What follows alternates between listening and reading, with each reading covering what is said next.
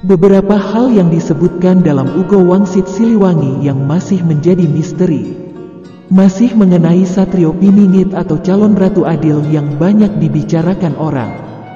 Siliwangi dalam Ugo Wangsitnya menyebut Satrio Piningit atau si calon Ratu Adil dengan sebutan bocah angon atau pemuda penggembala. Adapun yang akan kita bahas kali ini mengenai beberapa hal yang disebutkan dalam Ugo Wangsit Siliwangi mengenai bocah angon, yaitu 1. Suara minta tolong. Dalam Ugo Wangsit Siliwangi disebutkan suatu saat nanti, apabila tengah malam, dari Gunung Halimun terdengar suara minta tolong, nah itu adalah tandanya. Semua keturunan kalian dipanggil oleh yang mau menikah di Lebak Cawene. Kata suara minta tolong sepertinya sama dengan ungkapan Joyoboyo dalam bait 169 yaitu senang menggoda dan minta secara nista. Ketahuilah bahwa itu hanya ujian, jangan dihina, ada keuntungan bagi yang dimintai artinya dilindungi Anda sekeluarga. Bocah angon di awal kemunculannya akan beraksi melakukan hal-hal sebagai pertanda kedatangannya. Salah satunya adalah meminta tolong kepada orang di sekitar daerah Gunung Halimun. Tidak jelas mengapa dia minta tolong kepada orang lain, apakah dia dalam kesulitan ataukah keperluan lainnya. Yang pasti bila telah terjadi hal demikian berarti itu pertanda akan kemunculannya. Sementara dikaitkan dengan ramalan Joyoboyo pada bait 169 disebutkan bila bocah angon tersebut suka minta secara nista sebagai ujian. Kalimat tersebut mengindikasikan bahwa minta tolong itu hanya sebatas ujian bagi yang dimintai pertolongan. Ujian apakah itu? Belum diketahui ujian apa yang suka dilakukan bocah angon pada orang. 2. Mencari sambil melawan, melawan sambil tertawa. Dalam Ugo Wangsit Siliwangi disebutkan suatu saat nanti akan banyak hal yang ditemui, sebagian-sebagian. Sebab terlanjur dilarang oleh pemimpin pengganti. Ada yang berani menelusuri terus-menerus, tidak mengindahkan larangan, mencari sambil melawan, melawan sambil tertawa.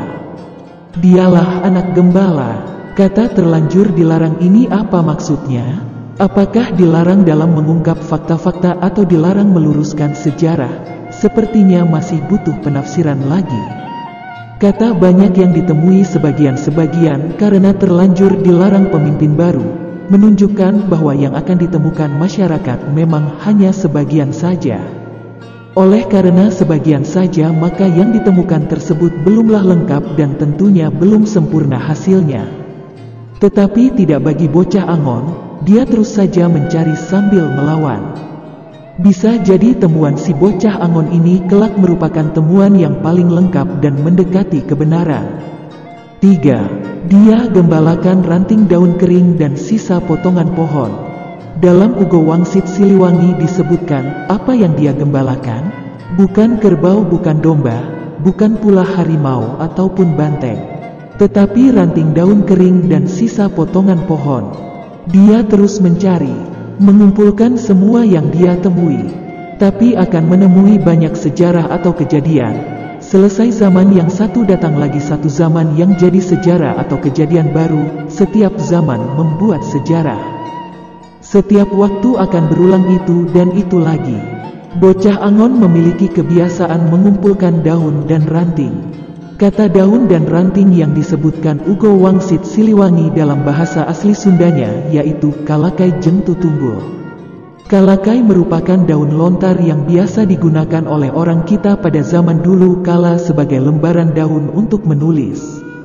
Sementara tutunggul merupakan ranting pohon yang biasa digunakan orang kita pada zaman dulu kala sebagai pena untuk menulis. Sehingga kalakai dan tutunggul bisa diartikan sebagai kertas dan pena. Si bocah angon ini memiliki kegemaran suka menggembalakan kertas dan pena. Dia terus mengumpulkan dan mengumpulkan kedua barang tersebut sebagai gembalaannya. Tidak jelas kenapa dia suka menggembalakan kertas dan pena.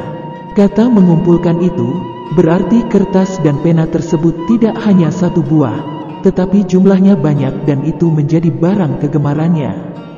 Selanjutnya disebutkan, dia terus mencari, mengumpulkan semua yang dia temui. tapi akan menemui banyak sejarah atau kejadian. Kalimat tersebut bisa berarti bahwa bocah Angon menggembalakan kertas dan pena untuk menemukan sejarah dan kejadian. Entah sejarah dan kejadian apa yang dia kumpulkan, tetapi bisa dimengerti bahwa di Nusantara banyak sekali sejarah yang dirubah. Mungkin hal tersebut bisa juga terkait dengan pelurusan sejarah kita. Dia akan terus mengumpulkan sejarah dan kejadian-kejadian penting tentunya untuk menyelesaikan masalah di Nusantara. Wajar saja bila sejarah ditelusuri karena memang untuk menyelesaikan suatu masalah harus mengetahui awal sejarahnya bagaimana bisa terjadi. Atau yang sering disebutkan sebagai hukum sebab akibat. Dengan kegemarannya menelusuri sejarah dan kejadian yang dituangkan dalam kertas dan pena tersebut, kelak masalah di Nusantara akan bisa dibereskan dengan mudah oleh Satrio Piningit atau bocah Angon. 4. Rumahnya di ujung sungai yang pintunya setinggi batu. Dalam Ugo Wangsit Siliwangi disebutkan, lalu mereka mencari anak gembala, yang rumahnya di ujung sungai yang pintunya setinggi batu. Kata di ujung sungai menunjukkan bahwa rumah bocah Angon letaknya berada dekat dengan hulu sungai.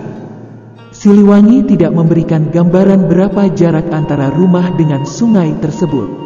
Bisa jadi hanya beberapa meter dari sungai, tetapi bisa jadi puluhan meter dari sungai.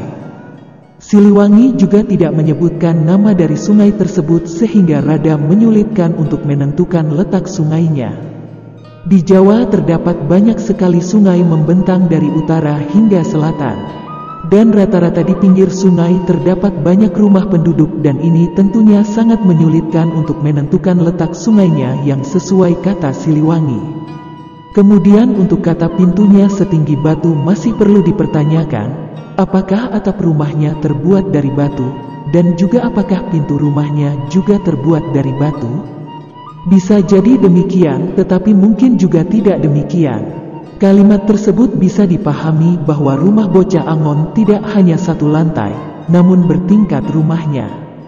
Hal ini diperkuat dengan ungkapan Joyoboyo pada bait 161 yaitu, berumah seperti Raden Gatot Kaca, berupa rumah merpati susun 3. Dari ungkapan Joyoboyo menunjukkan ada 3 lantai rumah dari bocah Angon.